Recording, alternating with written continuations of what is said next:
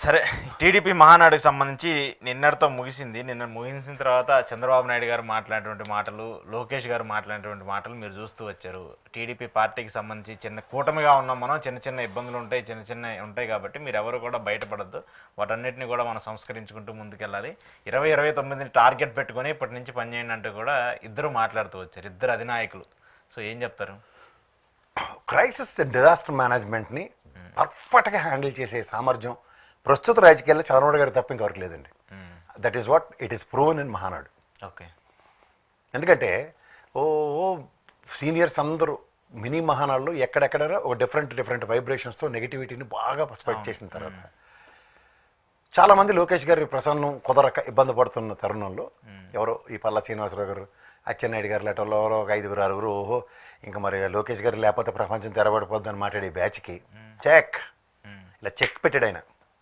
43 సంవత్సరాల పార్టీని పరిరక్షించుకున్న ఆయన, ఓవరాల్గా 40 సంవత్సరాల పైచీలక రాజకీయ అనుభవం ఉన్న ఆయన, 15 సంవత్సరాలు దీనితో అంటే ఆల్మోస్ట్ రేపు దీంతో 15 సంవత్సరాలు కంప్లీట్ చేసుకున్న ఒక ముఖ్యమంత్రి హోదా, హైయెస్ట్ అపోజిషన్లో లీడ్ చేసిన రాజకీయ అనుభవం అంతటిని రంగరించి this is not the right time for Lokesh అన్నట్టుగా మళ్ళీ నేనే పార్టీకి సర్వం అన్నట్టుగా విత్ రిజోమ్లింగ్ వాయిస్తో ఆయన మాట్లాడిన మాటలు కనుక గమనించగలిగితే ఖచ్చితంగా, ఎందుకంటే రీసెంట్ డెవలప్మెంట్స్ మీరు చూస్తే తెలంగాణలో ఈ కవిత కేటీఆర్ కోటూస్ వస్తుంది, తర్వాత మహారాష్ట్ర రాజకీయాలు, తమిళనాడు రాజకీయాలు ఇవన్నీ గమనిస్తున్నప్పుడు ముఖ్యంగా రాజకీయ నేపథ్యంలో అనుభవ రాహిత్యానికి అనుభవాన్ని రంగరించకూడదాం అన్న నేపథ్యం క్రియేట్ చేస్తూ వచ్చే డిజాస్టర్ సిచ్యువేషన్స్ని బ్రహ్మాండంగా ఫోర్కాస్ట్ చేశాడు.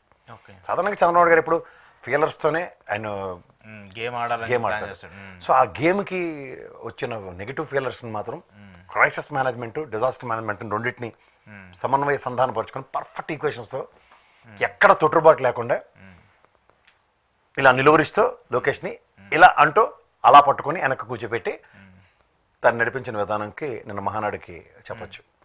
అంటే లేపుతున్నారు లేపుతున్నాను కాదు, అంటే ఈక్వాలిటీ ఇంకా it takes his own time. ఎందుకంటే ఒకసారి ప్రత్యక్ష ఎలక్షన్స్లో గెలిచి, రెండోది ఏంటంటే గతంలో తండ్రి చాటు బిడ్డగా రాజకీయ అరంగేట్రంతో ఎమ్మెల్సీ త్రూగా minister he has not counted it. ఎందుకంటే అక్కడొక్కరు తింటేనే కానీ రాజకీయాల్లో ఎదుగుదల చాలా కష్టం. పైపచ్చు ప్రజానాయకుడిగా ప్రూవ్ అవడానికి it really takes his own course of time. అంతేకాని పాదయాత్ర తదనంతర పరిణామాలు, ఎందుకంటే నేను రాయలసీమలో కూర్చొని రాయలసీమ డిక్లరేషన్ ఇచ్చిన తర్వాత దాని మీద అతిగతి లేకుండా ఇంకా రాయలసీమని ఏం చేస్తానన్న దానికి ఇంకా ప్రాస్పెక్టివ్ డ్రైవే లేదు. అసలు రాయలసీమ గురించి మాట్లాడలేదు, ఫస్ట్ ఆఫ్ ఆల్ ఏం లేదు అక్కడ. రెండోది ఏంటంటే ఈ ఉత్తరాంధ్ర వెనకబడతాను, రాయలసీమ వెనకబడతానికి తదనంతరం ముఖ్యమంత్రులు including your self what's your contributions అనేది చెప్పగలగాలి. ఆ రోజుకున్న పరిస్థితులకి ఈ రోజుకున్న పరిస్థితులకి ఏ విధంగా, ముఖ్యంగా నీటిపారుదల శాఖకు సంబంధించిన అంశాలు వీటన్నిటిలో రాయలసీమ వాళ్ళు సత్యశ్యామలమైంది. అదంతా రాజశేఖర రెడ్డి గారు జగన్మోహన్ రెడ్డి ఆయనలో జరిగిన డిఫరెంట్ పేస్తో పనిచేసింది. అవి రిజల్ట్స్ ఇచ్చాయి. కర్నూలు దగ్గర నుంచి అటు అనంతపూర్ కానీ ఇటు పక్క చిత్తూరు దాకా ఉన్న హైవేలు, దాంతో వచ్చిన ట్రాన్స్పోర్టేషన్ రెవెన్యూ ఇవన్నీ కూడా గణనీయంగా పెరిగి కనబడుతున్నాయి. అంటే inter connectivity with respect to Chennai and బెంగళూరుతో మనం హౌ వీఆర్ ఎన్హాన్సింగ్ అన్నది ఇవన్నీ కనబడుతున్నప్పుడు అవన్నీ రాయలసీమ ఇంకా రత్నాలసీమ కాలేదు, పాద వెనుకబడే ఉంది, దీన్ని నిర్మూలిస్తాం. ఇంకోటి చెప్తున్నాను, this success story of Mahanadu అనే దానికన్నా రాయలసీమ నడిబొడ్లో కడపలో జరిగిన ఒక మహానాడు సక్సెస్కి రాయలసీమలో కడపలో ముఖ్యంగా ఎంత శాంతి కామకలో చూసుకోండి. 10 గెలిచారు, 94 స్ట్రైక్% చెప్తున్నారు. ఒక స్థిరంగా 40 సంవత్సరాలు 43 సంవత్సరాల పార్టీలో 30-35% నేను ఎప్పుడు చెప్తుంటాను స్థిరంగా ఉన్న ఓటు బ్యాంక్. మీరు ఎలక్షన్ ఓడిపోయిన తర్వాత మీరు వేరీ చేసుకున్న 40% దగ్గర మీ ఓటు బ్యాంక్ అని మీ కళ్ళ ముందు ఆవిష్కరించబడిన వైఎస్ఆర్సీపీ కూడా ఈ రోజుకి కూడా మీకు సమోజ్జిగా 40% ఉంది. మీరు లేకపోతే దిక్కులేని పవన్ కళ్యాణ్ ఇంకా 2%, 6% దగ్గర, తర్వాత 6.7% ఈ ట్రాక్ రికార్డు చూసుకుంటే అతను మీకు సమోజ్జిగా 40తో సమంగా ఉన్నాడు. మీ అనుభవం కన్నా ఎప్పుడు ఉన్నాడు. అది 67 స్థానాల్లో లాస్ట్ 3 ఎలక్షన్స్ 67 స్థానాల్లో ఉండండి. నెక్స్ట్ 151 అప్పుడు 51 ఎదుగుదల చూడండి. ఇప్పుడు మీరు 11 స్థానాలకు పరిమితం చేసినా 40% తగ్గలేదు అతను. సో ఇలాంటి దాంట్లో మీరు పొలిటికల్ మాడ్యులేషన్స్లో 10కి 10 కొట్టాలి అన్న దగ్గర రాయలసీమలో గతంలో మీకు జరిగిన అవమానం పెనుభారం అంటే మీరు పయ్యాల కేశవర్ బాలకృష్ణ గారు అంటే 49 ఓడిపోయి 3 గెలిచారు. అవును, ఆ టైంలో ఓకే. ఇప్పుడు కూడా వైఎస్ఆర్సీపీకి అంతే తీవ్ర గండిపడింది, తీవ్ర ఇది జరిగింది.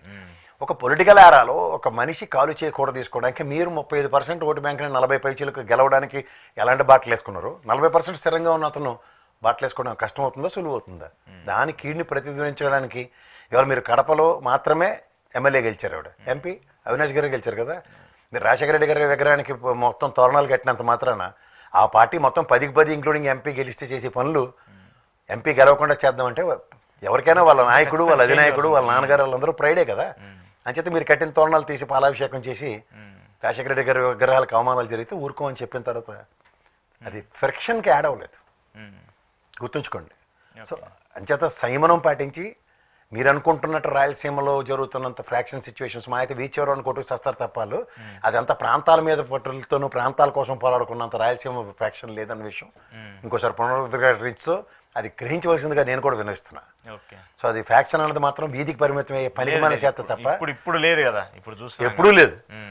ఏమంటే వీధి చివరిలో ఉన్నాడు నాకు వాడికి ఏదో తగ్గు వస్తే రోజు కొట్టుకు చచ్చిన ఉదంతాలు మా ఊర్లో కూడా చాలా ఉంటాయి, ప్రతి గ్రామాల్లో కూడా కామన్గా జరుగుతూ ఉంటాయి కదా. సో దాన్ని పట్టుకుని రాయలసీమ అంటే ఫ్యాక్షను ఈ పడడానికి మీ వాళ్ళు ఉన్నారు, అల్లాళ్ళు ఉన్నారు, అదేం పెద్ద అతీతమైన ఇది కాదు. ఓవరాల్గా మహానాడులో మీరు చేసుకున్న తీర్మానాలు అదేదో అతిశక్తి, గతిశక్తి, స్త్రీశక్తి, యోగాలం, గంగాలం ఇవన్నీ మాట్లాడుకుంటూ వచ్చారు. దాంట్లోంచి మీకు అవుట్కమ్ చెప్పాలంటే మహిళా శక్తిని, బీసీ సామాజిక వర్గాన్ని, ముఖ్యంగా తెలుగు జాతి ప్రయాణి మానవుడు రామారావు గారు ఆ రోజే నీళ్లు పోసేది దానికి అవి మహావృక్షాలై ఉన్నాయి. ఈ రోజు నాకు రామారావు గారు గవర్నమెంట్ వచ్చిన తర్వాత నేను సాకారంగా నేను చెన్నైలో సీఏ చదువుతున్నప్పుడు, నేను ఢిల్లీ వెళ్ళినప్పుడు మద్రాసి అని పిలిచిన దగ్గర నుంచి నన్ను ఇవాళ తెలుగుడు ఆంధ్రుడి కింద గుర్తిస్తున్న నేపథ్యం ఆ అద్భుతాన్ని ఇచ్చిన మానీడైనా. ఇవన్నీ తెలిసి కూడా ఇవాళ తెలుగు జాతికి కీళ్ళు చేసేస్తారు, రాళ్ళు చేసేస్తారంటే వినడానికి కూడా సిద్ధంగా లేరు. తెలుగు జాతి పరంగా తెలుగు ప్రైడ్ని తెలుగు ప్రతి ఒక్కడు గుండెల్లో పెట్టుకుని ఆనాడు మానవుడు రామారావు గారు ఇచ్చిన దాన్ని కంటిన్యూ చేస్తారు. మళ్ళీ తెలుగు జాతిని మీరు ఎక్కడ నుంచి పరిరక్షిస్తారు? యోగాలం రాయలసీమ డిక్లరేషన్కే దిక్కులేదు, ఇంకే యోగాలంతో మీరు ఏడు సాధిస్తారు? మీతో నమ్ముకుని మీతో ఉన్న వాళ్ళందరూ ఈరోజు మంత్రి పదవుల్లో ఉండి రాష్ట్ర భవిష్యత్తు ఏ విధంగా కనబడుతుందో కొట్టొచ్చినట్టు కనబడుతుంది. సో యోగాలం సారాంశం అక్కడితోనే మీరు తేల్చేశారు. ఇంకా మిగిలిన ఏమున్నాయి? స్త్రీశక్తి విషయంలో ఏముంది? ఏం చేస్తున్నారు చెప్పండి? 3 గ్యాస్ సిలిండర్లు అవన్నీ ఒకదంపుడు ఉపన్యాసాలు ఇస్తున్నారు, ఏడిచ్చినారు? ఏడాదికి ఇవ్వలేదు, ఏడాదికి ఇవ్వలేదు, వచ్చే ఏడాదికి ముందే ఇస్తాం తర్వాత ఇస్తాం. ఈ పెట్టకథలు మాకెందుకు? ఆగస్టు సంక్షోభం ఉంటుంది మీకు, ఆగస్టు నుంచి బస్సులు ఇస్తామంటే సంక్షోభం నిర్వహించడానికి ఉచిత బస్సులే ఏం చెప్తున్నారు? ఎన్నాళ్ళు ఈ కాలక్షేపం కబుర్లు? దానికి తోడు తపేలా పేపర్ ఒకటి రాస్తాడు, ఇంకో తపేలా పేపర్ కూడా ఇంకోటి రాస్తాడు. ఏంటి ఉద్యోగ కల్పన, దాని ఆవశ్యకత. ఈ మధ్యలో అడవుల్లో మీ పాత పద్యాలు 2 ఎక్క మర్చిపోకుండా 10 లక్షలు 14 లక్షలు అప్పులు బాధ ఒకటి ఎక్కడి నుంచి తెచ్చేస్తున్నారు? ఏడు చేస్తున్నారు మీరు? పోనీ మీ విలాసవంతమైన జీవితాలు ఎక్కడ నాగాయా? హెలికాప్టర్లు కొంటున్నారు, క్యాబినెట్ మంత్రులకు కూడా హెలికాప్టర్ తిప్పుతుండ్రు. సరే, అది మీకు రామారావు గారికి సంబంధించిన బర్త్డేని ఒక మహానాడుగా 34 సార్లు పబ్లిక్ డొమైన్లో సెలబ్రేట్ చేసుకుంటున్నారు. ఏ టెక్నాలజీ అని చెప్పి రామారావు గారు బొమ్మ పుత్తిలి పెట్టి ఆ బొమ్మతో మాట్లాడించారు. మీకు చేతనైతే రామారావు గారి మహానాడు 1వ సభ 2వ సభ డైరెక్ట్ లైవ్లు ఇవ్వండి. ఏం మాట్లాడాడో ఈరోజు మీరు చెప్తున్న తెలుగు జాతి ఇవేం కాదు, ఇలాగ ప్రపంచం క్రియేట్ చేసి చూపించాడు ఆయన. ఎందుకంటే మీకు ధైర్యం చాలదు. ఇప్పుడు ఇది నారావారి తెలుగుదేశం కాబట్టి. సరే కదా దాదా, వేరే టాపిక్. బాలకృష్ణ గారు అదే బాలకృష్ణ గారు రాలేదు, ఆయన ఏదో వేరే పనిలో బిజీగా ఉన్నారని. నాన్నగారు బర్త్డే తెలుగుదేశం సెంటనరీ సెలబ్రేషన్స్ తర్వాత ప్రత్యక్ష ఎలక్షన్స్లో 94% స్ట్రైక్ రేట్తో గెలిచిన తర్వాత మొదటి మానాళ్ళు ఎంతకన్నా ప్రజలకన్నా ఎక్కువైపోయిందా? సరే, ఒక వారసుడే ఉన్నాడా రామారావు గారి కుటుంబం నుంచి? లేదు, చంద్రబాబు నాయుడు గారు, లోకేష్ గారు వేరే ఇంటికి పిల్లలు ఇచ్చిన వచ్చింది అంతే కదా. నందమూరి ఆడపడుచు కింద వచ్చిందా? నందమూరి ఇంటి పేరుతో వచ్చిందా? నందమూరి పేరేది అక్కడ లేదు కదా, ఆవిడ వేరే. నందమూరి పేరేది లేదండి, నేను అదే చెప్తున్నా, లేదనే కదా చెప్తున్నారు. ఆ మానేడికి ఏమన్నా వాళ్ళు ఇస్తున్నారు?